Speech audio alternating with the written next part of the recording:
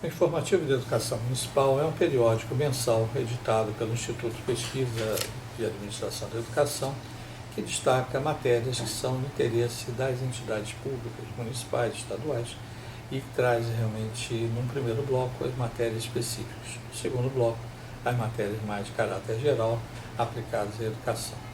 Destacamos nesse primeiro assunto do informativo relativo ao mês de setembro de 2022, que o Supremo Tribunal Federal definiu de forma clara que a obrigação de ofertar a educação infantil é do poder público. Obviamente isso já estava na Constituição, mas existiram questionamentos e o Supremo decidiu, reafirmando que cabe ao poder público a manutenção da educação infantil.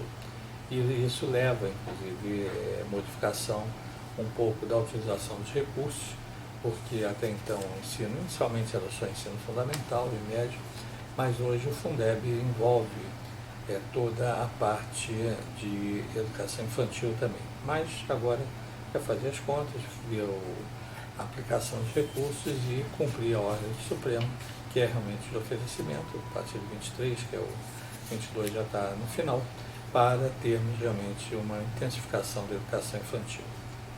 A outra matéria também, a importância da alfabetização para o desenvolvimento do país, foi objeto de um estudo declarado, assumido publicamente pelo nosso Ministério da Educação.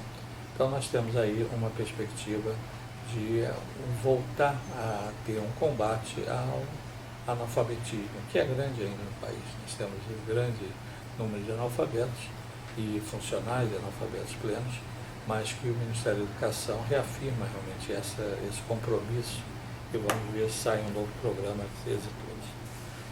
Destacamos também uma orientação do Governo Federal sobre segurança nas escolas. É um trabalho feito pelo Ministério do Trabalho e Previdência Social, que mostra uma cartilha sobre o dia de combate à segurança, de colaboração para a segurança nas escolas. E um outro programa também que nós destacamos é o programa Dinheiro Direto na Escola. Recursos podem ser utilizados para a melhoria das escolas. Então, essa notícia trazida também pelo MEC é importante porque não adianta você só ter consumo, porque você pode, e a partir desse entendimento, pode ser utilizado também nas melhorias em obras que melhorem a capacidade de atendimento. Nós vamos fechar esse bloco e vamos ao outro bloco, as notícias gerais sobre educação. Nesse segundo bloco dos informativos editados pelo Instituto de Pesquisa e Administração da Educação, nós vamos destacar as matérias que são aplicáveis tanto à educação pública quanto privada, básica e superior. E destacamos logo de início a lei que regulamentou o teletrabalho e a permissão para a prática remota para estágios e aprendizes. Então nós temos aí uma lei, a Lei 14.442, do dia 2 de setembro, que regulamentou o teletrabalho. E a permissão também para estágios e aprendizes foi incorporada, o que não era previsto na legislação anterior. Então nós temos aí a possibilidade dos estágios virtuais e outros princípios que antes da pandemia não eram previstos no nosso país. Um outro fato que nós destacamos e de forma positiva é que o INEP publicou, através da portaria 416, do dia 13 de setembro, a relação dos atos normativos vigentes. Então fez ao contrário, ao invés de colocar os revogados, colocou os que estão em vigor. Isso é muito bom, porque permite que todas as instituições profissionais possam saber o que realmente vigora nesse emaranhado de normas que existe no nosso país. Outra portaria também do INEP foi a 667, do dia 13 de setembro, que divulgou o Censo da Educação Básica, um censo com os dados das escolas públicas. Permite que as prefeituras e estados revejam para ter uma forma preliminar sempre divulgada e temos realmente esses números ocupando grande página de Diário Oficial da União, mas por município destacando a quantidade de alunos em todos os segmentos. O Instituto Nacional de Estudos e Pesquisas Educacionais, Thalys Teixeira, tem uma nova estrutura. Um decreto 11.204, dia 21 de setembro, estabeleceu a estrutura do INEP. É importante que observe que há algumas mudanças não substanciais, mas são mudanças que permitem uma prática talvez um pouco melhor.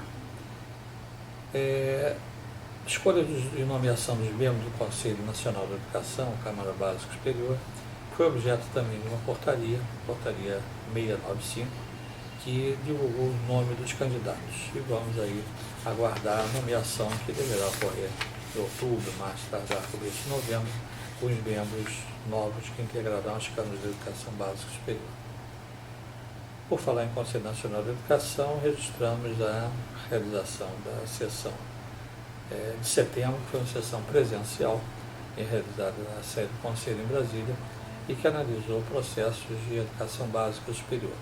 Nós tivemos a reunião presencial, que anteriormente tinha sido só virtual, mas temos já uma retomada de reuniões presenciais. Em setembro foi isso que aconteceu.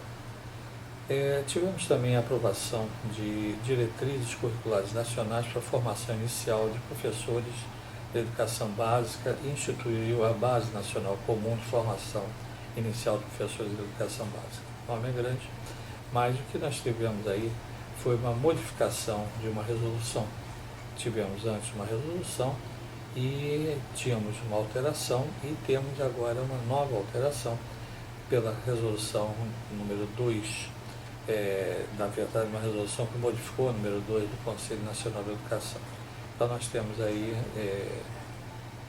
o entendimento, alguns detalhes na formação de professores que foram objetos dessas análises feitas pelo Conselho Nacional de Educação.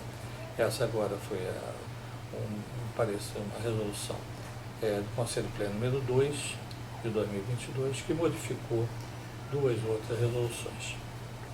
Foi publicado a súmula de pareceres aprovados na reunião de agosto, uma primeira parte, e uma segunda parte. Foram em 2 dias separados, mas nós tivemos assim um pouco já dos pareceres. Não são todos ainda, temos um atraso na publicação, mas já esperamos que o Conselho consiga ainda esse ano colocar em dia a divulgação das sessões.